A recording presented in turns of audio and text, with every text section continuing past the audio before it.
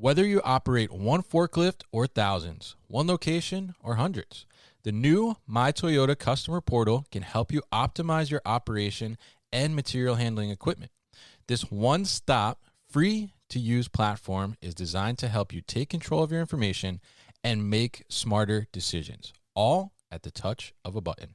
Register and access your data today at my.toyotaforklift.com. That's my.toyotaforklift.com.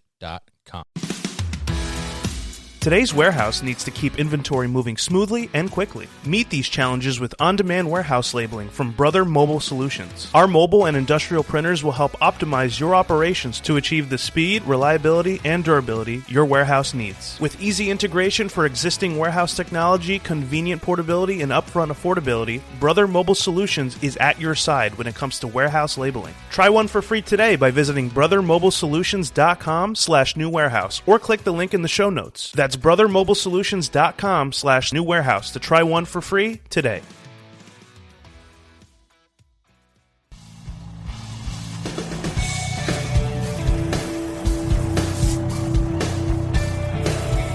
The New Warehouse Podcast, hosted by Kevin Lawton, is your source for insights and ideas from the distribution, transportation, and logistics industry. A new episode every Monday morning brings you the latest from industry experts and thought leaders. And now, here's Kevin.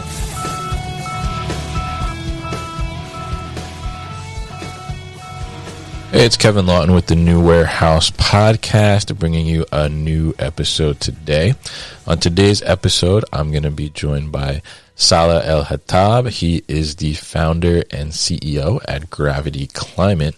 And we're going to talk to him a little bit about Gravity Climate's platform. And we're going to talk to him specifically about carbon emissions and your carbon footprint within the supply chain and in our operations world, and how Gravity Climate helps you to kind of track that and then address that in a way that you can help reduce those. So Saleh is going to talk to us about that and give us a little more insight on that. And I'm going to be learning myself along the way a little too as well. So it'd be very good to have him on. So Saleh, welcome to the show. How are you? Thanks for having me. I'm doing well. Suffering the smallest cold, but excited to chat. Oh, same. I'm a little stuffed up myself, so I feel you there, definitely. So welcome to the show, and I guess tell us a little bit about your background and how you kind of, I guess maybe found this passion for doing better things for the environment and founding this company, Gravity.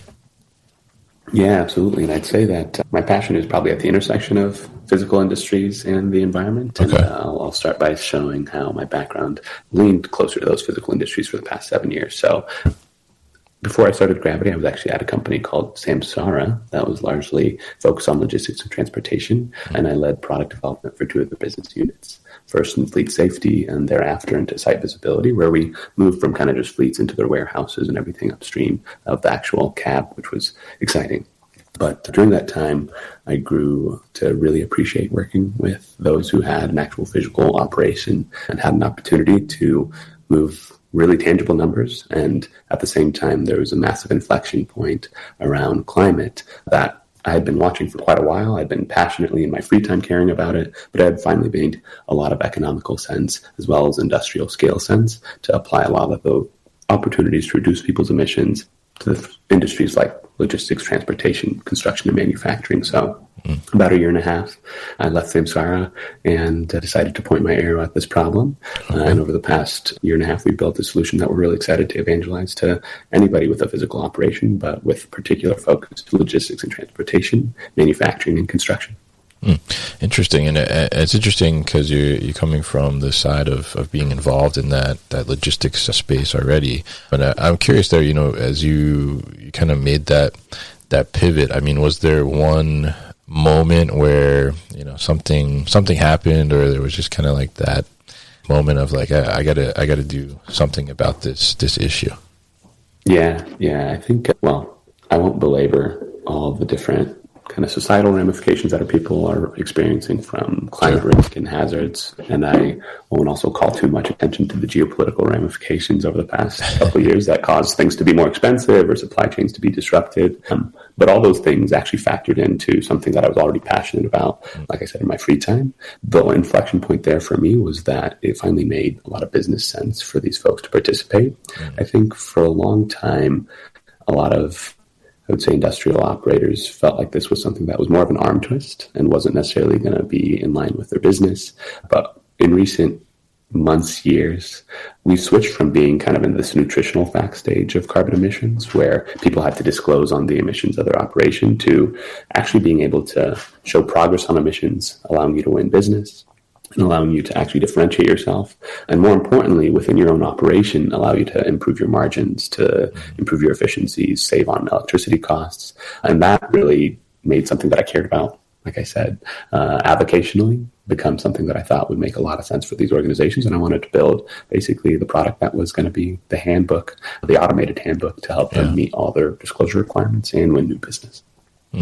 Very interesting. And I guess for people that maybe are, I think we've all, heard this carbon emissions or carbon footprint, but for people that maybe are not totally aware of what does that entail or what is encompassed in that, give us kind of like a brief overview of like what is that exactly?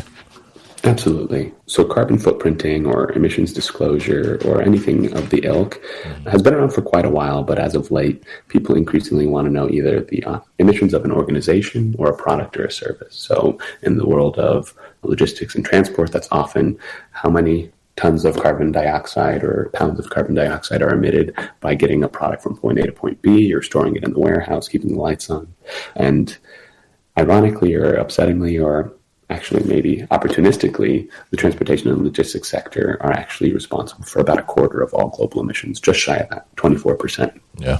And I think the three things that I would pair with this kind of need to disclose, which is a little bit more painful, is that it's kind of in that nutritional fact stage. So it's more about knowing that number is more important than maybe even reducing it on day one. So meeting customers where they are and helping them generate a number is really important. Thereafter, progress on emissions reductions is rewarded by new business, by public market bumps and otherwise. And then ultimately, the good news is that these wins are rewarded internally as well on your own balance sheet. And that's what we get excited about helping people do.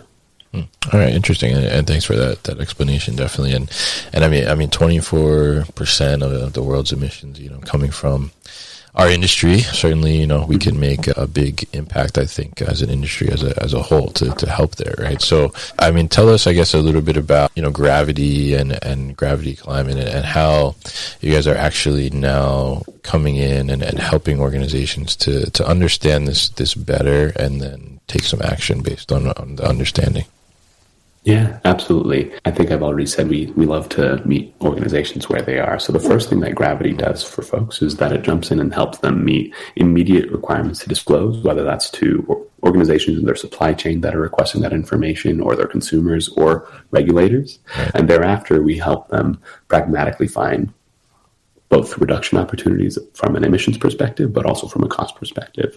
And all that happens kind of within the same platform as you go through the process, which you could maybe compare to a TurboTax for carbon accounting, really helping you understand exactly how to go through that accounting exercise. We learn a lot more about your organization and your operations in a way that helps us connect you to decarbonization supply, which is supply that actually helps you reduce your emissions, such that you can do so without thinking just about reduction costs, but how much is this going to cost you on day one and what's it going to pay you back in terms of efficiency savings and otherwise, all on a single platform.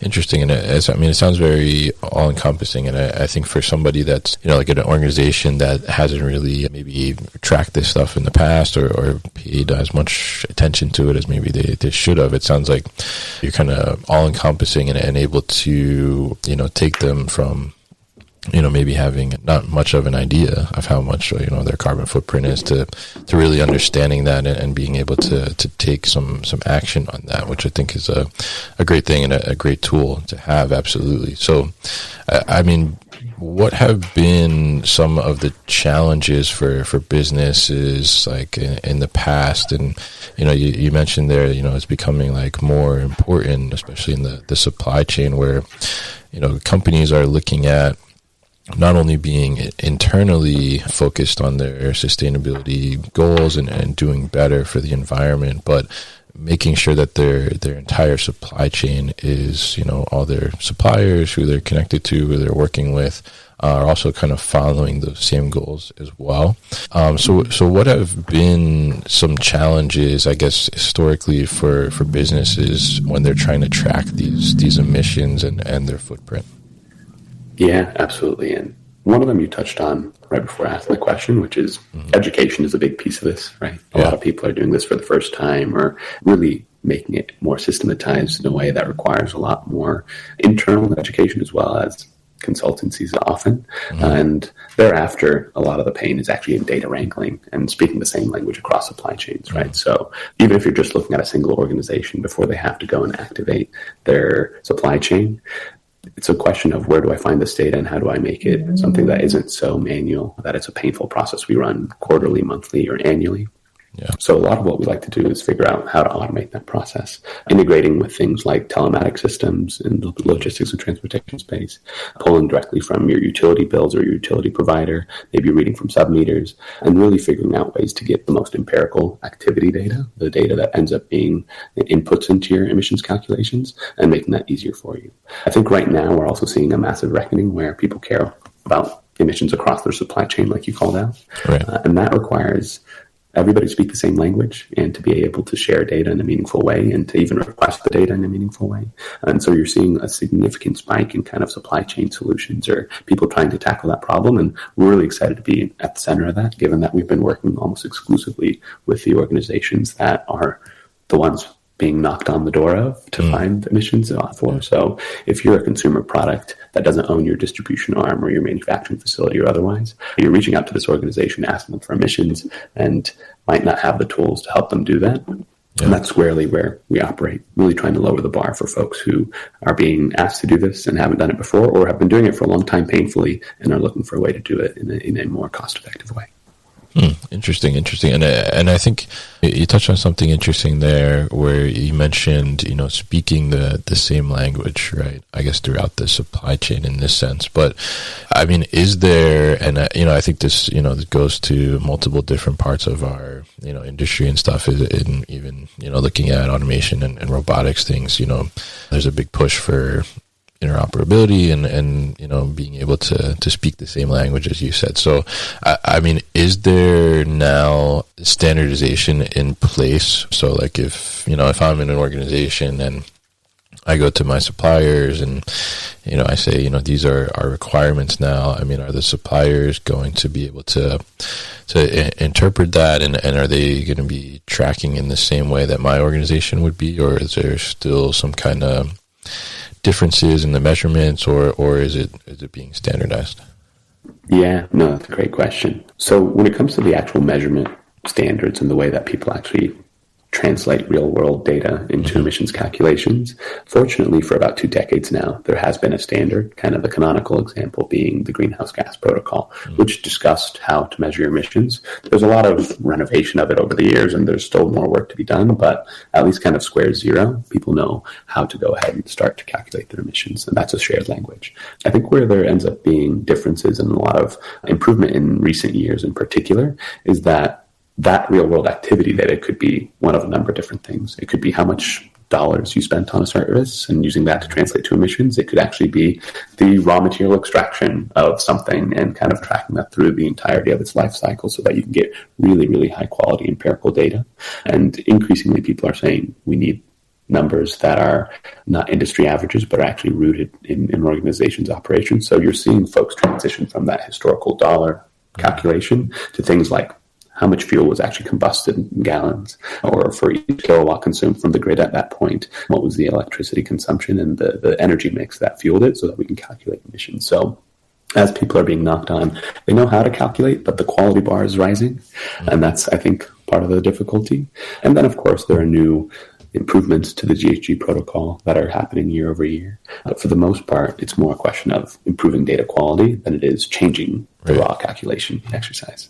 Yeah. Okay. All right. It's good to know. Yeah. Because I think, sometimes, you see these different initiatives and things and people are interpreting the the language in different ways, so that the standardization really helps to be able to bring that and understanding throughout the entire process, or the entire chain in this case. So as you guys are working with organizations and you've been building this data, I'm sure you have this robust kind of data store now. I mean, what if we look at, we're the New Warehouse podcast here, right? So if we look, specifically at like the warehouse fulfillment distribution side of things, I mean, where can people find, or if they're starting to look at their, carbon emissions and their footprint and things of that nature, I mean, where do you see typically is like kind of that easy impact, low hanging fruit type of thing to make an impact on their footprint and reduce it like pretty quickly? We'll be back after a quick break.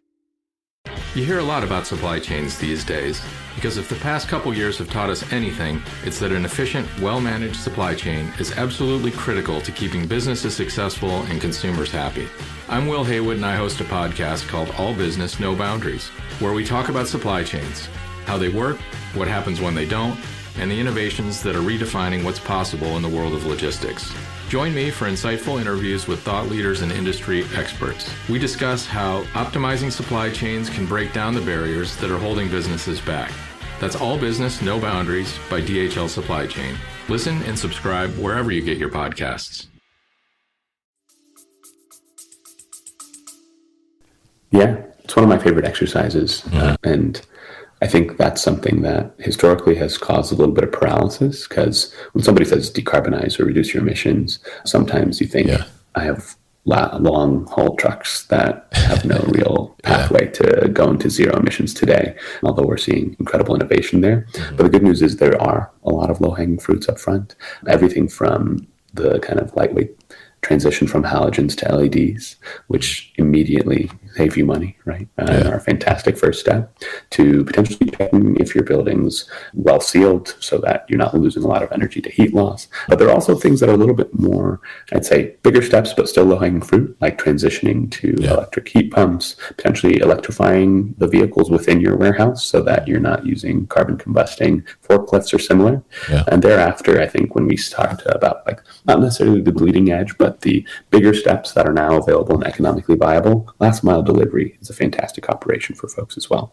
As you look to flip the vehicles that are helping with that last step of logistics and transport, so much has happened in the EV space that is making that actually make sense for organizations. I wouldn't call it low-hanging fruit. You might have to climb a couple branches, but it's now within reach, and not something that is, activist, but still rooted in pragmatic business decisions. Very interesting. And, I think I used to work for a commercial lighting supplier. Actually, I ran their warehouse for a while. And so very familiar with the lighting side. And I think, the great thing about that change too is the cost savings, but just the overall improvement to the brightness and well-being within the space as well is a huge thing too, which I think gets overlooked, like the importance sometimes of that. So I think it's really interesting, some of those things where you can make slight tweaks, and it's going to have multiple benefits aside from just like the environmental impact as well. So I'm curious, for you, I think, like you said, like somebody comes and says, like, we're going to decarbonize or whatever, and we're going to try and, reduce our footprint. Like, it may seem like a big daunting thing, like, to get your hands around, right? And I think oftentimes, a lot of times the thinking goes directly to like, oh, what's that going to cost me, right? But in some cases, like you're saying, like, you actually end up reducing cost from doing these things that are better. So, I mean, what is your... Because I'm sure you've probably gotten this a couple times, I can imagine, where companies say like, well, that's going to cost me more potentially, or that's the mindset. So what do you say to those people that are thinking that, in order to reduce their footprint, they're going to have to make some heavy investments, and it may end up, raising their expenses or something of that nature? Yeah, well, I think first I have to acknowledge that there are certainly steps that people could take that are not going to be in line with their bottom line, that could potentially break the bank. And it's worth noting that those aren't necessarily the first steps we would ever encourage somebody who's being very conscious of their bottom line to take. You can actually look at the landscape of carbon reduction opportunity and stack rank it by cost, where cost is comprehensive of both day one cost, but how much it brings you back, and see that there are some things on the far left side of that spectrum that are going to make you tons of money, and things that are on the far right side of that spectrum that probably need a little bit more innovation, probably need a little bit more of the cost curve to be bent down, as well as potentially for people to co-invest with you. But we focus on those things on the left side. And sometimes there's an upfront capex, but increasingly organizations are excited to pay that upfront capex to share some of your savings. So whether it's that you can afford it, and within a short time horizon, you're going to start to see cost savings and other wins like overall work-life improvements, like a halogen to LED transition, or maybe it'll be a little bit more expensive, like a heat pump. And yes, there will be a cost to it up front that maybe you can take financial loans that are intentionally purpose-built for these situations that end up being paid back in short horizons, and then you benefit from the energy savings. Or there are things that are actually going to be rewarded by new business and other bits, and maybe those are the ones that are more, I guess, the third step rather than the first or second, where clearly there's going to be wins for you in the future, whether it's through the market or otherwise. But there's so many things on the far left side of that spectrum that you can take advantage of today, and that are actually going to look really good on your balance sheet within short order.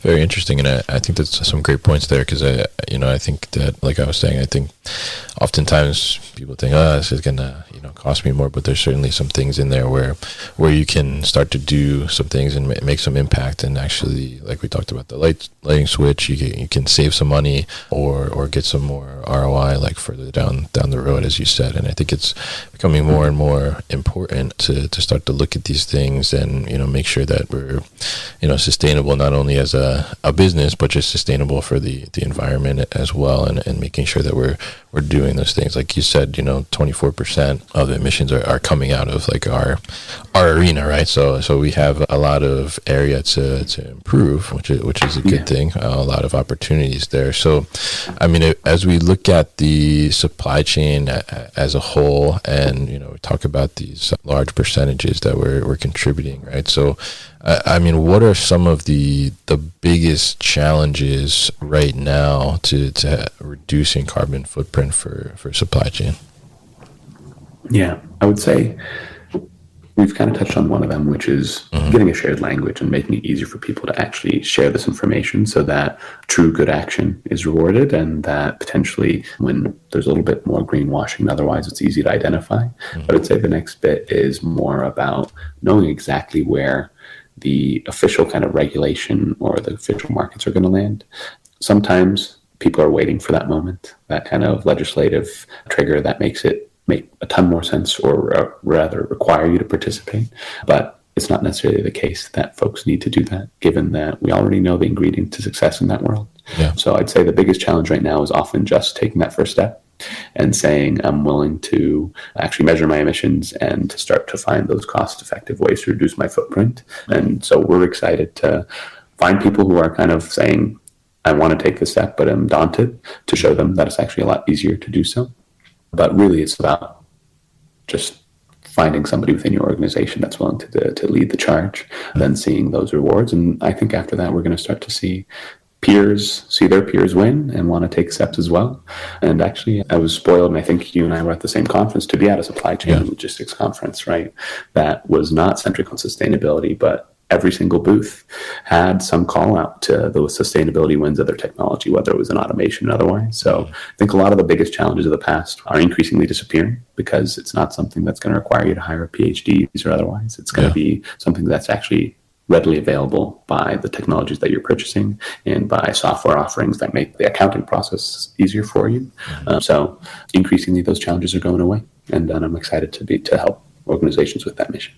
Yeah, definitely. And I think it's definitely apparent that organizations are taking notice, and like I said, we were both at Manifest, and it certainly was something that you could see. It was not I think, like you said, like it wasn't like, here's these like sustainability corner or something like that, right? It was just like apparent that it's just like in the ethos now of like what we're doing, and companies are really, I wouldn't say concerned about it, but like focused on doing that, right? So and you touched on something there, and I'm curious your thoughts on this, where you said, you just need to find that person within your organization that wants to work on this, and I guess has some passion about this type of thing. So if somebody is listening now and they have some passion for sustainability and the environment, and they want to try and start to champion these types of things within their organization, I mean, what advice would you give them to be able to start that journey and get some buy-in from the great organization as a whole? Yeah, I really love that. And I'll also add that sometimes it's that person that wants, and other times it's that person that needs to, whether it's because the boardroom pushed on it or they're leading operations in a way that it's required. But for those who are, looking to be the champion within their organization, I invite them to look online for a partner that'll actually help them create the case for them, right? They don't have to do it alone. Gravity Climate is one of those offerings where reaching out to us will effectively help unlock the pamphlet that you distribute internally that shows you the cost savings, that shows you the pathway that isn't going to be a massive operational lift, but rather probably improve your day-to-day operations. And being able to find those resources and have somebody support you with your internal evangelism makes it that much easier. I'll say beyond that, continuing to fight the fight and to evangelize for this is wonderful, but I really don't like labeling this as an activist effort. I think increasingly this is going to be one that's you championing efficiency, savings, and general improvements to your organization's operations. All right, great advice there, I would definitely say. So very interesting stuff from you, Saleh, here, and definitely really interesting to learn about Gravity and what you guys are doing there. I think it's a great tool, as you said, making it easier for people to understand this problem and then take some action from it. And I think that's like the most important part here, right? Is taking that action based on the data that you're able to compile and interpret there. So really interesting stuff. And I want to thank you for joining me on the show today. If people are interested in learning more about Gravity, how could they do that?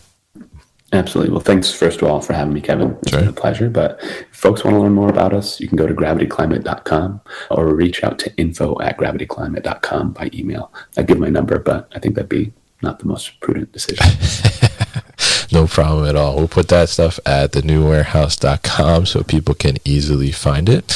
And Saleh, thank you very much for your time on the show today. You've been listening to the New Warehouse Podcast with Kevin Lawton. Subscribe and check us out online at thenewwarehouse.com.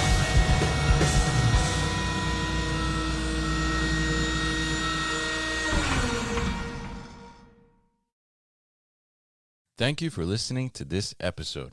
If you want more content from the New Warehouse, check out our new video series called All Hands on LinkedIn. Just search for the New Warehouse on LinkedIn and follow along.